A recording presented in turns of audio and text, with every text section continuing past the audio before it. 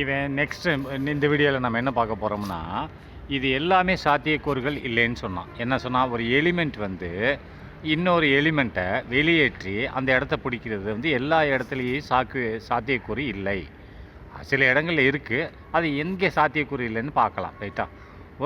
ஒரு எலிமெண்ட்டு ஒரு காம்பவுண்டில் உள்ள எலிமெண்ட்டை டிஸ்பிளேஸ் பண்ணுச்சு இல்லையா, அதுதானே பார்த்துக்கிட்டு இருந்தோம். அப்போது அது எல்லா இடத்துலையும் சாத்தியக்கூறு இல்லை அப்படின்னா, இப்போ ஃபஸ்ட்டு ஈக்குவேஷனை பாருங்கள். இந்த ரெண்டு ஈக்குவேஷன் ஞாபகம் வச்சுக்கோங்க. த ஃபஸ்ட்டு ரியாக்ஷன் இன்வால்வ்ஸ் அப்படின்னா, ஃபஸ்ட்டு ரியாக்ஷன்றது சோடியம் ஃப்ளோரின் கூட ரியாக்ஷன் ஆகுது. அதுக்கடுத்து என்ன கிடைக்குது? சோடியம் ஃப்ளோரின் கிடைக்குது. அதுக்கு ப்ளஸ் குளோரின் கிடைக்குது. ஏன்னா ஃப்ளோரின் என்ன செய்யுது? எலிமெண்ட்டு. Sodium chloride compound. அந்த ஃப்ளோரின் என்ன செய்யுதுன்னு சொன்னால், குளோரின் வெளியில் தள்ளிடுது. அந்த காம்பவுண்டில் உள்ள எலிமெண்ட்டை வெளியே தள்ளிட்டு ஃப்ளோரின் போய் ஜாயிண்ட் ஆகிடுது. அப்போ ஜாயிண்ட் ஆகிடுதா, அதனால் சோடியம் ஃப்ளோரின் கிடைக்குது. அதுக்கடுத்து குளோரின் தனியாக போயிடுது. தனியாக வந்துருச்சா? இங்கே ஓகே.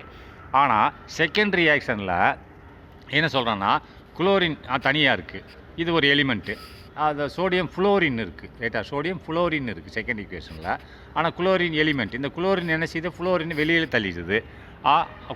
வெளியே தள்ளிட்டு சோடியம் குளோரினாக வந்துடுது. ஆனால் தனியாக ஃப்ளோரின் வந்துடுது. இது சாத்தியக்கூறு இல்லைன்னு சொல்கிறான். இப்படி நடக்க முடியாது. இது ஓகேன்றான். அது எப்படி நடக்க முடியாதுன்னு பார்ப்போம். த ஃபஸ்ட்டு ரியாக்ஷன் இன்வால்வ்ஸ் நடைபெறுகிறது. என்ன நடைபெறுது? த டிஸ்பிளேஸ்மெண்ட் ஆஃப் குளோரினை வெளியே தள்ளிடுதா. ஒரு எலிமெண்ட்டு ஒரு காம்பவுண்டில் உள்ள எலிமெண்ட்டை வெளியில் தள்ளிட்டு இது போய் அங்கே உட்காந்துட்டு ஒரு புதிய காம்பவுண்டு மாதிரி உண்டாக்கும். அந்த வெளியே போன எலிமெண்ட்டு தனியாக ஒரு எலிமெண்ட்டாகவே இருக்கும். அதானே நம்ம படித்தோம். அப்போ இந்த ஃபஸ்ட் ஈக்குவேஷனை பாருங்கள். இந்த ஃபஸ்ட்டு ரியாக்ஷன் அப்படின்னா, இந்த ஃபஸ்ட்டு வினை, முதல்ல நடக்கக்கூடிய வினையில் என்னது? இன்வால்வ்ஸ் நடைபெறுகிறது. அந்த வினை நடைபெறுகிறது. த டிஸ்பிளேஸ்மெண்ட் ஆஃப் குளோரின் அப்படின்னா, குளோரினை இடம்பெயர செய்கிறது. எது இடம்பெற செய்கிறது? த ஃபஸ்ட் த ஃபஸ்ட் ரியாக்ஷனாக முதல் வினை இன்வால்வ்ஸ் நடைபெறுகிறது.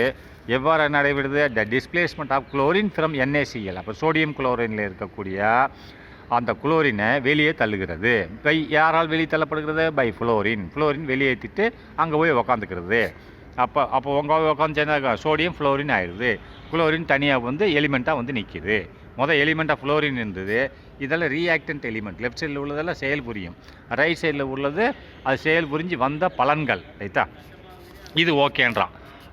ஆனால் ரெண்டாவது இதில் இந்த செகண்ட் ரியாக்ஷன், ரெண்டாவது ரியாக்ஷனில் வந்து என்ன செய்யுது? குளோரின் எலிமெண்ட்டாக இருக்குது.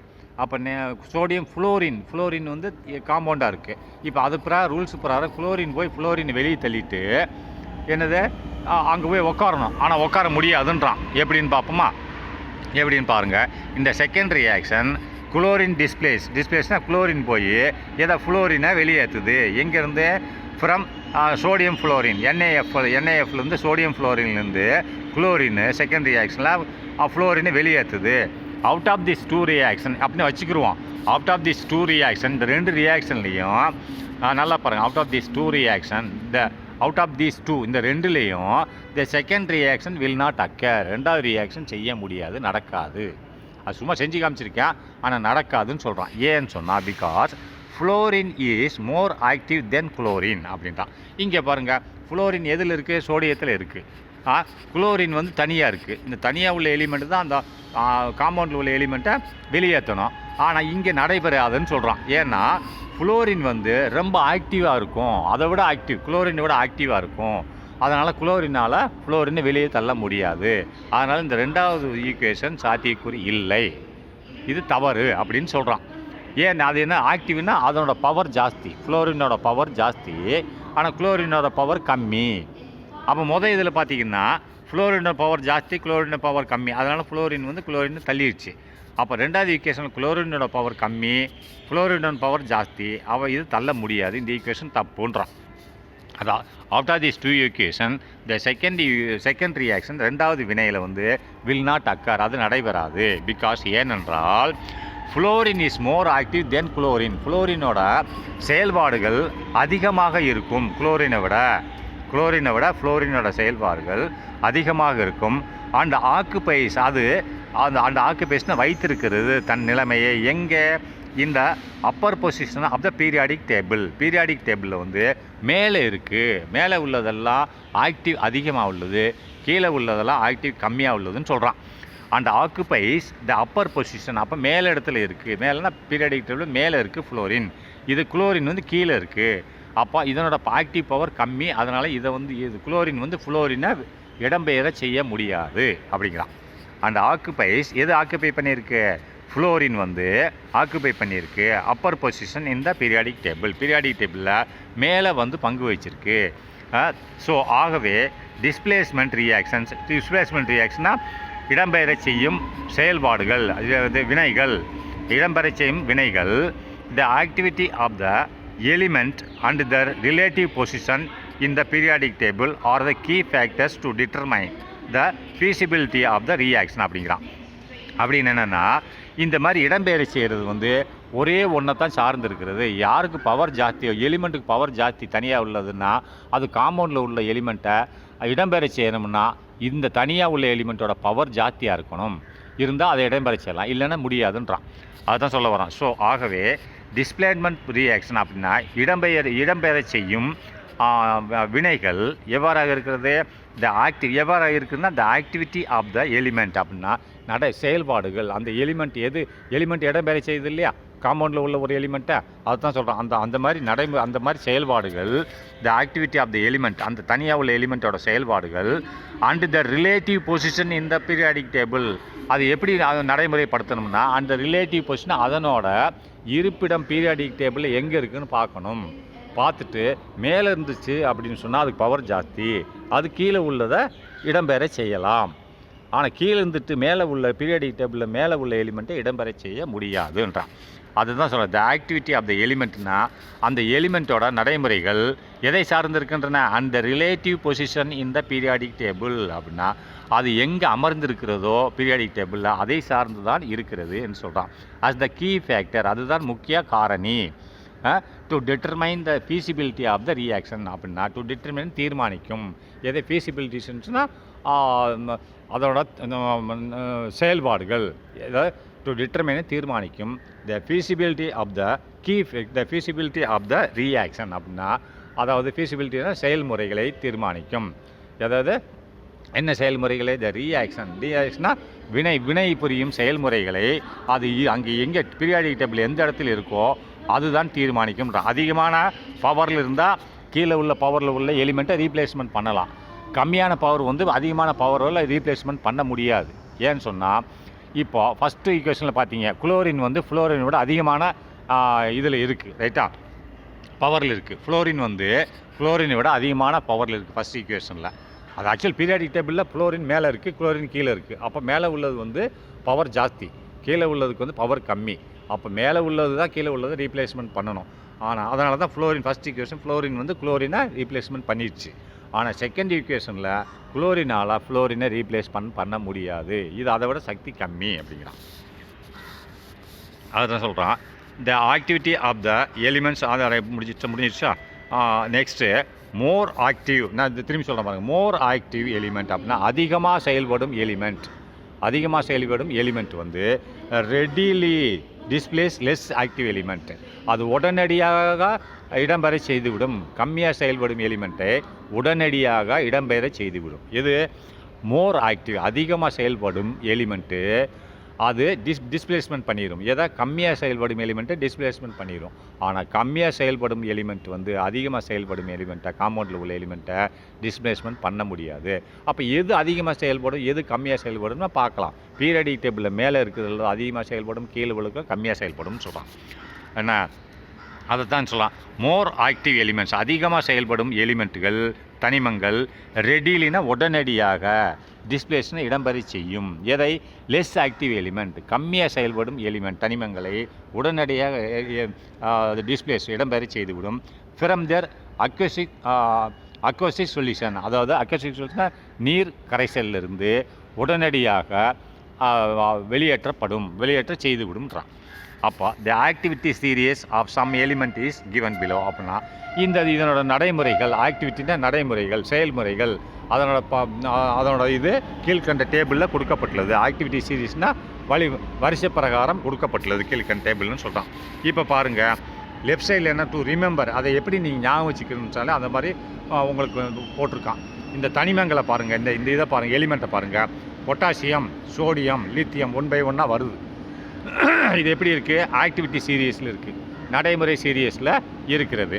ஆனால் இதுக்கு எதுக்கு பவர் ஜாஸ்தின்னு பார்த்தீங்கன்னா, இங்கே பாருங்கள், இந்த ரைட் சைடில் அம்புக்குறி போட்டு காமிச்சிருக்கான் பாரு, மோஸ்ட் ரியாக்டன்ட். அப்படியே கீழேருந்து மேலே வருது பாருங்கள், இதுக்கெல்லாம் பவர் ஜாஸ்தி. இந்த இங்கே கீழே என்ன இருக்குது, அதாவது பிளாட்டினம், இதுக்கு தான் ரீப்ளேஸ்மெண்ட் பண்ணுற பவர் ஜாஸ்தி, மோர் ஆக்டிவ். அதை விட இன்னும் கொஞ்சம் கம்மி என்னது கோல்டு, அதை விட இன்னும் கொஞ்சம் கம்மி என்னது. அப்போ கீழேருந்து மேலே எது இருக்கோ அது கீழே உள்ளதில் மேலே உள்ளதில் ரீப்ளேஸ்மெண்ட் பண்ணலாம். ஆமாம், இப்போ கோல்டு வந்து பிளாட்டினத்தை ரீப்ளேஸ்மெண்ட் பண்ண முடியுமா? முடியாது. ஏன்னா பிளாட்டினத்தை விட கோல்டு கம்மியான பவர். எப்படி பவரை பார்த்தீங்கன்னா, இந்த அம்புக்குறி போட்டு காமிச்சிருக்கான் பாருங்கள், இப்படி கீழேருந்து மேலே போச்சுன்னா மோர் ரியாக்டிவ்னு சொல்கிறோம். மோர் ரியாக்டிவ்னா அதிகமாக செயல்படும்னு அர்த்தம். ரைட்டா? இது சீரியஸில் இப்படி இருக்குது. ரைட்டா? சீரியஸ் வச்சு நம்ம கவுண்ட் பண்ணக்கூடாது. ரைட்டா? ஆக்டிவ் இன் சீரியஸ் வச்சு கவுண்ட் பண்ணக்கூடாது, ரியாக்டிவ் வச்சு தான் கவுண்ட் பண்ணணும். அப்போ பிளாட்டினம் அதிகமாக இருக்குது. பிளாட்டினம் வந்து இந்த இதில் எதை வேணாலும் ரீப்ளேஸ்மெண்ட் பண்ணலாம். ஆனால் உதாரணமாக இந்த ஜிங்க் மேலே இருக்குது, அதுக்கு கீழே அயன் இருக்குது. ஜிங்க் வந்து பிளாட்டினத்தை ரீப்ளேஸ்மெண்ட் பண்ண முடியுமா? முடியாது. ஏன்னா பிளாட்டினம் அதிகமாக இருக்குது, கீழே உள்ளதெல்லாம் அதிகம், அதுக்கு மேலே போக கொஞ்சம் கொஞ்சம் கம்மி. ரைட்டா? அப்போ உதாரணமாக இந்த 3வது சில்வர் இருக்குது. சில்வர் அதுக்கு மேலே உள்ள எதை வேணாலும் ரீப்ளேஸ்மெண்ட் பண்ணலாம். ஆனால் அதுக்கு கீழே உள்ள கோல்டையோ பிளாட்டினத்தோ ரீப்ளேஸ்மெண்ட் பண்ண முடியாது. இதில் உள்ள எலிமெண்ட் தனியாக இருந்துச்சுன்னா மேலே உள்ளதெல்லாம் கீழே உள்ளது பண்ணலாம், ஆனால் மேலே உள்ளது கீழே உள்ளதை பண்ண முடியாது இந்த டேபிளில். உதாரணமாக அதனால தான் சொல்கிறான், எல்லா ஈக்குவேஷன் சரியாக இருக்காதுன்னு சொல்கிறான். By referring the activity series, இந்த ஆக்டிவிட்டி சீரியஸ் நம்ம பார்த்ததுக்கப்புறம் ட்ரை டு, நீ முயற்சி பண்ணுங்கள், ஆன்சர் த ஃபாலோவிங் கொஸ்டின், கீழே உள்ள கேள்விக்கு பதில் சொல்லுங்கன்றான். இப்போ which of the metal displaces hydrogen gas. இப்போ ஹைட்ரஜன் கேஸை எந்த மெட்டல் வந்து இடம்பெற செய்யும் ஃப்ரம் ஹைட்ரோகுளோரிக் ஆசிட் அப்படின்னா, ஹைட்ரோகுளோரிக் ஆசிட்டில் உள்ள ஹைட்ரஜன் கேஸை எந்த எலிமெண்ட்டு இடம்பெற செய்யும்? 2 கொடுத்துருக்கான், சில்வரா அல்ல ஜிங்கான்னு கேட்குறான். அதாவது நல்ல காலுங்க, விச் ஆஃப் த மெட்டல், எந்த மெட்டல் வந்து டிஸ்பிளேஸ் பண்ணும்? 2 மெட்டல் கொடுத்துருக்கான், ஜிங்க் அண்ட் சில்வர்ன்ட்டு. எதை டிஸ்பிளேஸ்மெண்ட் பண்ணணும்? ஹைட்ரஜன் கேஸை டிஸ்பிளேஸ்மெண்ட் பண்ணணும். அந்த ஹைட்ரஜன் கேஸ் எந்த காம்பவுண்டில் இருக்குது? காம்பவுண்டில் உள்ள தானே டிஸ்பிளேஸ்மெண்ட் பண்ணணும். தனியாக உள்ள எலிமெண்ட்டு, ஒரு எலிமெண்ட்டு ப்ளஸ் ஒரு காம்பவுண்டு. இந்த எலிமெண்ட்டு அந்த காம்பவுண்டில் உள்ள ஒரு எலிமெண்ட்டு வெளியே தூக்கி போட்டு இது போய் அங்கே சேர்ந்துக்கிறோம். அந்த வெளியே போன எலிமெண்ட் தனியாக நிற்கும். அதுதானே இந்த இந்த இந்த இது வரைக்கும் நம்ம படிச்சுட்டு வந்தோம். இதுதானே சிங்கிள் டிஸ்பிளேஸ்மெண்ட்டு சிங்கிள் டிஸ்பிளேஸ்மெண்ட் ரியாக்ஷனை படித்தோம். அப்புறம் ஒற்றை இடம்பெயர் வினைன்னு படித்தோம். அதில் ஒற்றை இடம்பெயர் வினை ஒன்று இதுதான், ஒரு எலிமெண்ட்டு ஒரு காம்பவுண்டில் உள்ள எலிமெண்ட்டை வெளியேற்றிட்டு இது அங்கே போய் உட்காந்து ஒரு புது காம்பவுண்டை உண்டாக்கும். ஆனால் வெளியேறின எலிமெண்ட்டு தனியாக நிற்கும். இதுதான் சிங்கிள் டிஸ்பிளேஸ்மெண்ட் ரியாக்ஷன் சொன்னோம். இப்போ which of the metal displaces, கீழ்கண்ட மெட்டலில் எந்த மெட்டல் வந்து ஹைட்ரஜன் கேஸை வெளியேற்றும்? ஹைட்ரஜன் கேஸ் எதுலேருந்து வெளியேற்றும்? From hydrochloric acid. Hydrochloric HCl தானே, HCl என்ன இருக்குது? ஹைட்ரஜன் இருக்குது, குளோரின் இருக்குது. ரைட்டா? ஹைட்ரோகுளோரிக் ஆசிட், ஹைட்ரோகுளோரிக் ஆசிட்டில் உள்ள ஹைட்ரஜனை எது சில்வர் வெளியேற்றுமா ஜிங்க் வெளியேற்றுமான்னு கேட்குறான். இப்போ நம்ம எப்படி பார்க்குறது? மொதல் ஹைட்ரோகுளோரிக் ஆசிட் எங்கே இருக்குதுன்னு பாருங்கள். ஹைட்ரோகுளோரிக் ஆசிட்டில் உள்ள ஹைட்ரஜன் எங்கே இருக்குன்னா இந்த இதில் பாருங்கள். ஹைட்ரஜன் எங்கே இருக்குது? இந்த ஹைட்ரஜன் இருக்குது, ஹெச்ன்னு போட்டு நான் மெட்டல்னு போட்டிருக்கான். அப்போ ஹைட்ரஜனை வெளியேற்றணும்னா அதுக்கு கீழே உள்ளது தான் வெளியேற்ற முடியுமா தவிர அதுக்கு மேலே உள்ளது வெளியேற்ற முடியாது. அவன் என்ன கேள்வி கேட்டிருக்கான்? சில்வரா ஜிங்கா? ஹைட்ரஜன் வெளியேற்றனா சில்வர் பண்ணுமா ஜிங்க் பண்ணுமான்னு கேட்குறான். அப்போ ஹைட்ரஜனுக்கு கீழே உள்ளது காப்பர். அப்போ ஹைட்ரஜனோட அதிகமான பவர் காப்பருக்கு, அதை விட இன்னும் அதிகமான பவர் சில்வருக்கு, அதை விட அதிகமான பவர் கோல்டுக்கு, அதை விட பிளாட்டினத்துக்கு இன்னும் அதிகமான பவர். அப்போ இந்த 4மே ஹைட்ரஜன் வெளியேற்றலாம். ஆனால் ஹைட்ரஜனுக்கு மேலே உள்ள லெட்டோ அயனோ ஜிங்கோ அந்த அலுமினியமோ மேக்னீசியமோ கால்சியமோ இதெல்லாம் ஹைட்ரஜனை ஒரு காம்பவுண்ட்லேருந்து வெளியேற்ற முடியாது. அப்போ அவன் என்ன கேட்டிருக்கான்? சில்வர் வெளியேற்றுமா ஜிங்க் வெளியேற்றுமான்னு கேட்குறான். அப்போது ஹைட்ரஜனுக்கு கீழே என்ன இருக்குது? அதிகமான பவர். கீழே உள்ளது அதிகமான பவர். எப்படி பார்த்தீங்கன்னா இந்த அம்புக்குறி போட்டிருக்கான் ரைட் சைடில்.